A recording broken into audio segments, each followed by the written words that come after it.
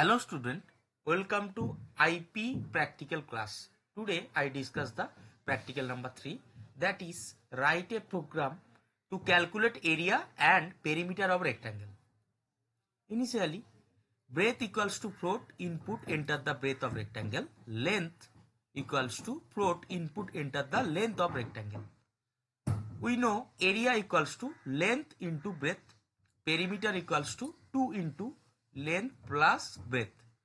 Print area of rectangle is area and print perimeter of rectangle is perimeter.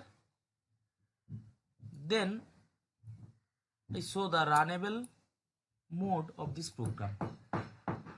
This is the code I already written here.